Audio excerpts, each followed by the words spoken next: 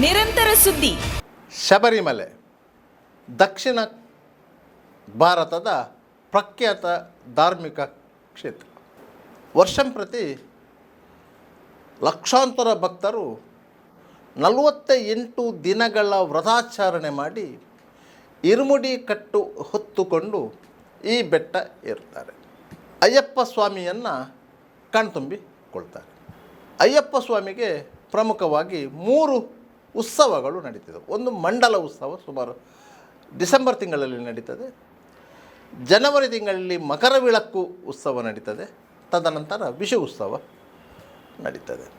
ಮತ್ತು ಪ್ರತಿ ತಿಂಗಳ ಸಂಕ್ರಾಂತಿಯಂದು ಅಯ್ಯಪ್ಪ ಗುಡಿಯ ಬಾಗಿಲು ತೆಗಿತದೆ. ಆ ಸಂದರ್ಭದಲ್ಲಿ ಭಕ್ತರು ಅಲ್ಲಿ ಹೋಗಿ ದರ್ಶನ ಮಾಡುವಂಥ ವ್ಯವಸ್ಥೆ ಇದೆ.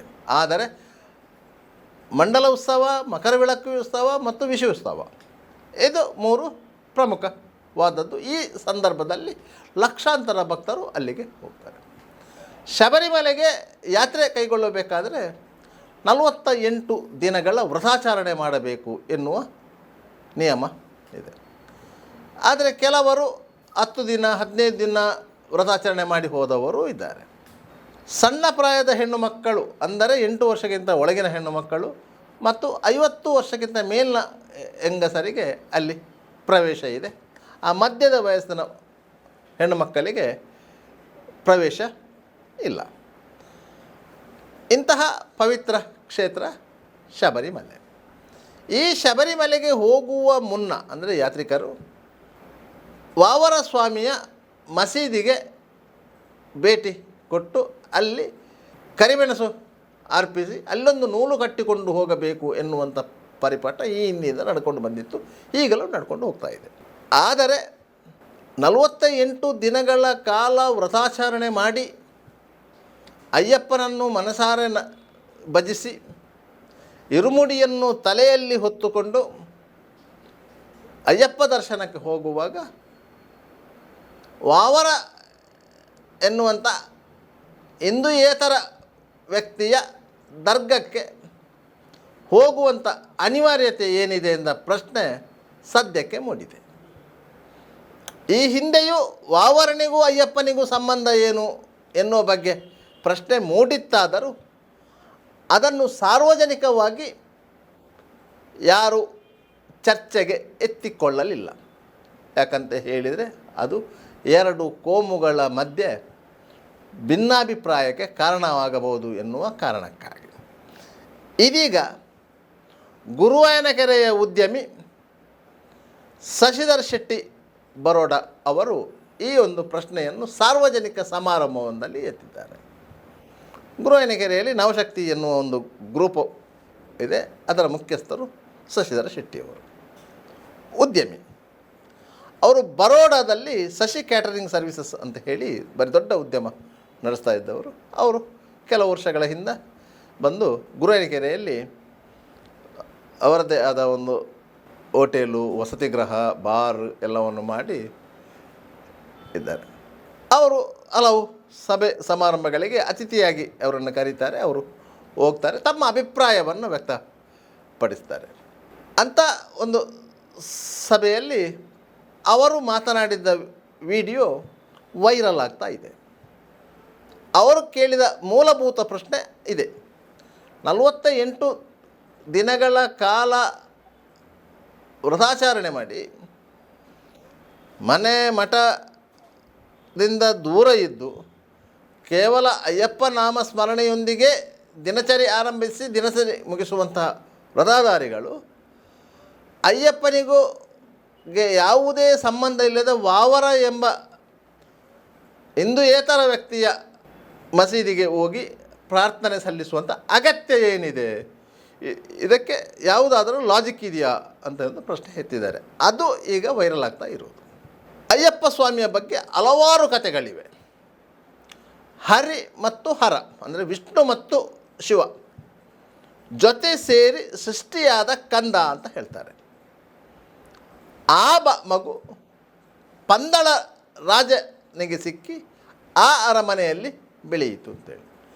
ಈಗಲೂ ಪಂದಳ ರಾಜ ಮನೆತನದವೇ ಅಯ್ಯಪ್ಪ ಮಂದಿರದ ಮೇಲುಸ್ತುವಾರಿಯನ್ನು ವಹಿಸಿಕೊಂಡಿರೋದು. ಪಂದಳ ಅರಮನೆಯಿಂದಲೇ ಅಲ್ಲಿಗೆ ಆಭರಣಗಳು ಬರ್ತಾ ಇರೋದು. ಆ ಮಗುವೇ ಶಬರಿಮಲೆಯಲ್ಲಿ ದೇವರಾಗಿ ಪೂಜಿಸಲ್ಪಡುತ್ತಿರುವುದು.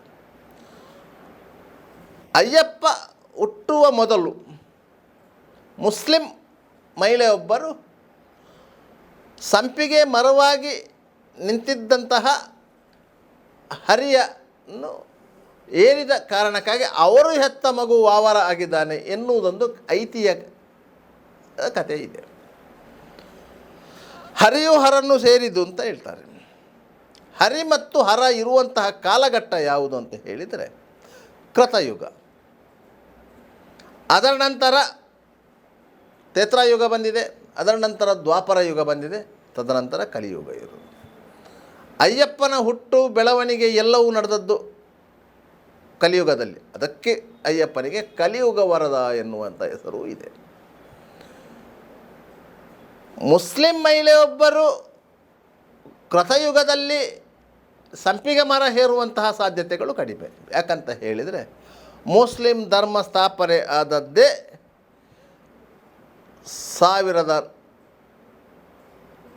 1445 ವರ್ಷಗಳ ಹಿಂದೆ. ಹಿಜರಿ ಶಕ ಆರಂಭವಾಗಿರುವುದು. ಮಹಮ್ಮದ್ ಪೈಗಂಬರ್ ಅವರು ಜನಿಸಿ ದೇವರ ದೂತರಾಗಿ ಜಗತ್ತಿಗೆ ಶಾಂತಿ ಸಂದೇಶವನ್ನು ಸಾರಿದರು. ಅವರು ಹುಟ್ಟು ಹಾಕಿದ ಧರ್ಮವೇ ಇಸ್ಲಾಂ. ಜಗತ್ತಿನ ಹಲವಾರು ದೇಶಗಳಲ್ಲಿ ಇಸ್ಲಾಂ ಧರ್ಮ ಅಸ್ತಿತ್ವದಲ್ಲಿದೆ. ಮತ್ತೊಂದು ಇರುವುದು ಯೇಸು ಕ್ರಿಸ್ತನ ಹುಟ್ಟಿನ ನಂತರ ಇದ್ದಂಥ ಕ್ರಿಶ್ಚಿಯನ್ ಧರ್ಮ. ಅದಕ್ಕಿಂತ ಮೊದಲು ಸನಾತನ ಧರ್ಮ ಇತ್ತು. ಸನಾತನ ಧರ್ಮ ಬೇರೆ ಬೇರೆ ದೇಶಗಳಲ್ಲಿ ನಶಿಸಿ ಹೋಗಿ ಕೇವಲ ಈಗ ಭಾರತ, ನೇಪಾಳದಲ್ಲಿ ಉಳಿದಿದೆ. ಆ ಸನಾತನ ಧರ್ಮದಿಂದ ಪ್ರತ್ಯೇಕಗೊಂಡಂಥ ಬೌದ್ಧ ಧರ್ಮ ಕೆಲವು ದೇಶಗಳಲ್ಲಿ, ಉದಾಹರಣೆಗೆ ಶ್ರೀಲಂಕಾ, ಬರ್ಮಾ ಇಂಥದ್ದೆಲ್ಲ ಬೌದ್ಧ ಧರ್ಮಗಳು ಉಳಿದಿದೆ. ಬೇರೆ ಬೇರೆ ಧರ್ಮಗಳು ಈ ಪ್ರಪಂಚದಲ್ಲಿ ಇದೆ. ಆದರೆ ಪ್ರಬಲವಾಗಿರುವುದು ಕ್ರಿಶ್ಚಿಯನ್ ಧರ್ಮ ಮತ್ತು ಮುಸ್ಲಿಂ ಧರ್ಮ. ಆ ಧರ್ಮದ ಪ್ರವಾದಿಯವರು ಹುಟ್ಟು ಹಾಕಿದಂತಹ ಇಸ್ಲಾಂ ಧರ್ಮದ ಅಸ್ತಿತ್ವ ಕಂಡುಬರೋದು ನಮಗೆ 1445 ನಂತರ, ಹಿಂದೆ, ಅಂದರೆ 1500 ವರ್ಷಗಳ ಹಿಂದೆ ಅಂತ ಇಟ್ಟುಕೊಳ್ಳುವ. ಆ ಸಂದರ್ಭದಲ್ಲಿ ಅದಕ್ಕಿಂತ ಮೊದಲಿನ ಇತಿಹಾಸ ಇರುವುದು ಅಯ್ಯಪ್ಪನದ್ದು. ಅದು ಇರಲಿ ಒಂದು ಕಡೆಯಲ್ಲಿ ಇಟ್ಟುಕೊಳ್ಳಿ. ಭಾರತಕ್ಕೆ ಇಸ್ಲಾಂ ಬಂದದ್ದು ಯಾವಾಗ ಎನ್ನುವುದು ನೋಡಿದರೆ ಕ್ರಿಸ್ತ ಶಕ 621 ಇಸವಿಯಲ್ಲಿ, ಅಂದರೆ 1500 ವರ್ಷಗಳ ಹಿಂದೆ ಭಾರತಕ್ಕೆ ಇಸ್ಲಾಂ ಧರ್ಮ ಎಂಟ್ರಿ ಆದದ್ದು. ಅದಕ್ಕಿಂತ ಮೊದಲು ಇಸ್ಲಾಂ ಧರ್ಮ ಸೌದಿ ಅರೇಬಿಯಾದಲ್ಲಿ, ಆ ಭಾಗದಲ್ಲಿ ಮಧ್ಯಪ್ರಾಚ್ಯ ಪ್ರದೇಶಗಳಿತ್ತು. ಭಾರತಕ್ಕೆ ಬರಲಿಲ್ಲ.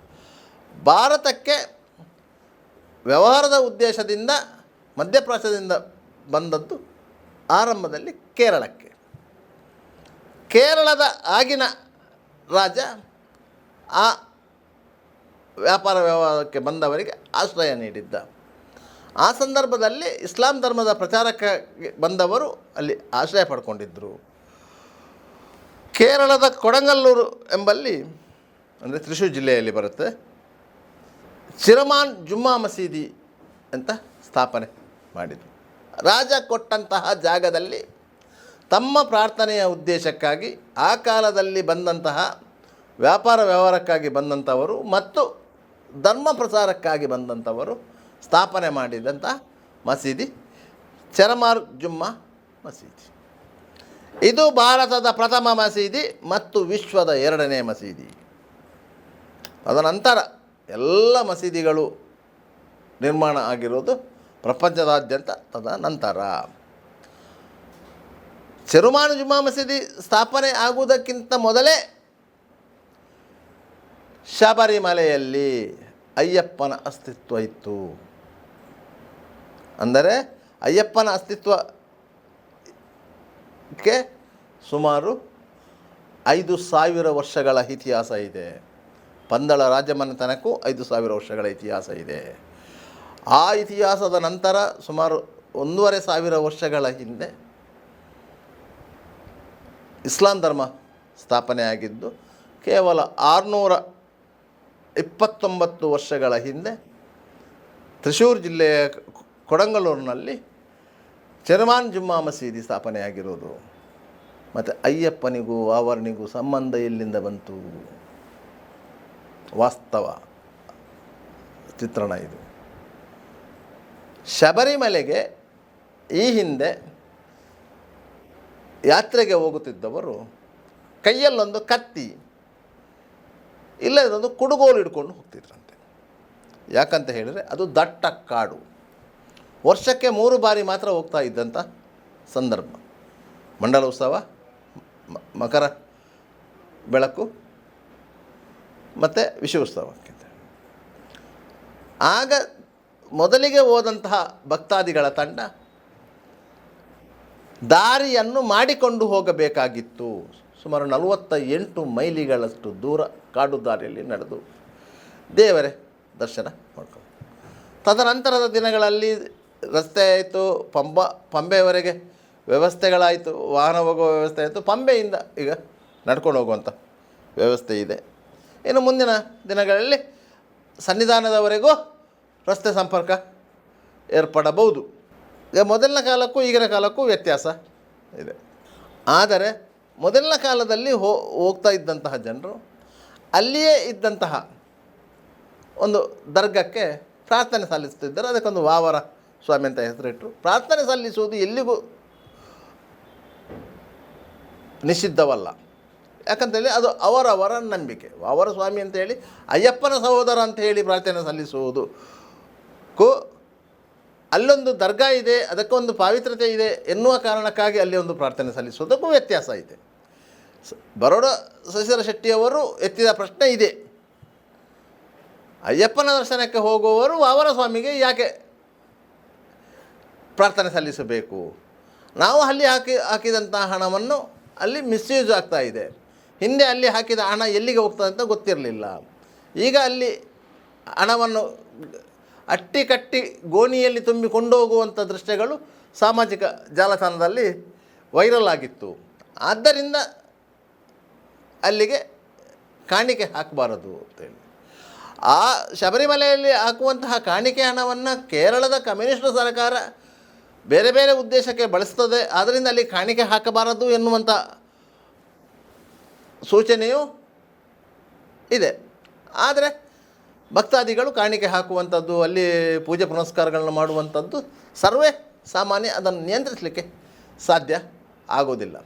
ಆದರೆ ಈ ಬಾರಿ ವಾವರ ಸ್ವಾಮಿಯ ಮಸೀದಿಗೆ ಹೋಗುವುದಕ್ಕೆ ಸ್ವಯಂ ಕಡಿವಾಣವನ್ನು ಹಾಕಬೇಕು ಎನ್ನುವುದು ಕೆಲವರ ಆಗ್ರಹ. ಅದು ಎಷ್ಟರ ಮಟ್ಟಿಗೆ ಸರಿ ಎನ್ನುವುದು ಅರ್ಥ ಆಗ್ತಾ ಇಲ್ಲ.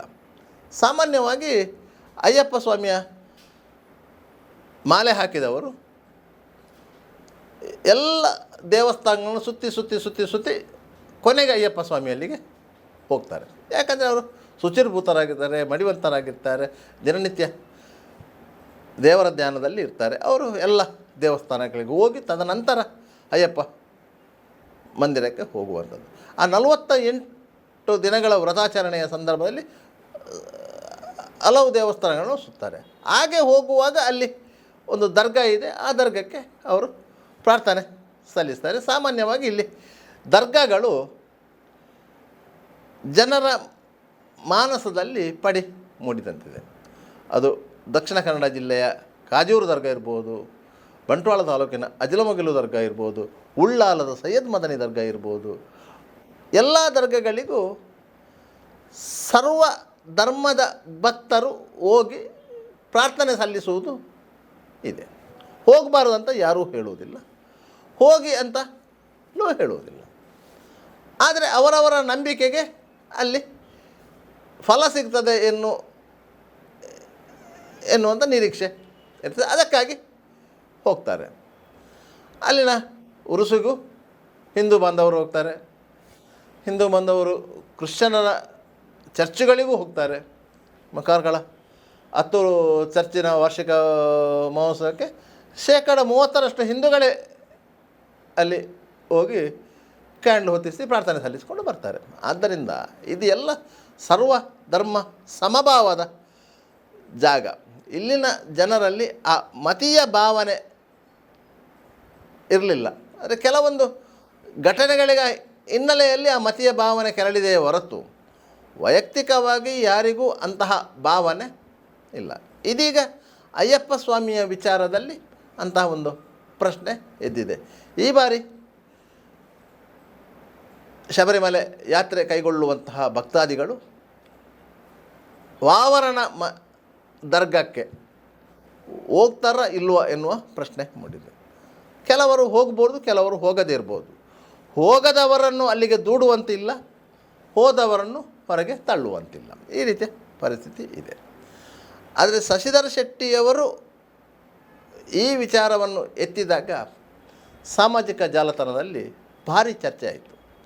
ಯಾಕಂತ ಹೇಳಿದರೆ ಈ ವಿಚಾರ ಈ ಹಿಂದಿನಿಂದಲೂ ಚಾಲ್ತಿಯಲ್ಲಿತ್ತು. ಈ ವಿಚಾರ ಯಾವಾಗ ಶಶಿಧರ್ ಶೆಟ್ಟಿಯವರು ಎತ್ತಿದ್ರು ಆಗ ಯಕ್ಷಗಾನದಲ್ಲಿ ಶಬರಿಮಲೆ ಅಯ್ಯಪ್ಪ ಅಂತ ಒಂದು ಪ್ರಸಂಗ ಇದೆ. ಆ ಪ್ರಸಂಗದಲ್ಲಿ ವಾವರ ಸ್ವಾಮಿಯ ಪಾತ್ರ ಬರುತ್ತೆ. ಆ ಪಾತ್ರವನ್ನು ಆಡಬಾರದು ಅಂತ ಹೇಳಿ ಕೆಲವೊಂದು ಯಕ್ಷಗಾನ ಮೇಳಗಳಿಗೆ ಮನವಿ ಮಾಡಿಕೊಂಡಿದ್ದಾರೆ. ಅದಕ್ಕೆ ಕೆಲವೊಂದು ಯಕ್ಷಗಾನ ಮೇಳಗಳು ಶಬರಿಮಲೆ ಅಯ್ಯಪ್ಪ ಪ್ರಸಂಗದಲ್ಲಿ ವಾವರ ಸ್ವಾಮಿಯ ಪಾತ್ರವನ್ನು ಕೈಬಿಟ್ಟಿದ್ದಾರೆ ಎನ್ನುವಂಥ ಮಾಹಿತಿಗಳಿವೆ. ಯಾಕಂತ ಹೇಳಿದರೆ ಅದು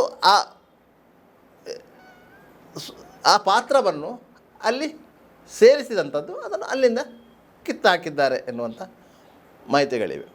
ಅದೇ ರೀತಿ ಈ ಹಿಂದೆ ಸಹ ಕೆಲವೊಂದು ವಿಚಾರಗಳು ಚರ್ಚೆಗೆ ಆಸ್ಪದವಾಗಿದ್ದವು. ಬಪ್ಪನಾಡು ದುರ್ಗಾಪರಮೇಶ್ವರಿ ದೇವಸ್ಥಾನದಲ್ಲಿ ಮೊದಲ ಪ್ರಸಾದ ಕೊಡುವುದು ಬಪ್ಪ ಬ್ಯಾರಿಯ ವಂಶಸ್ಥರಿಗೆ.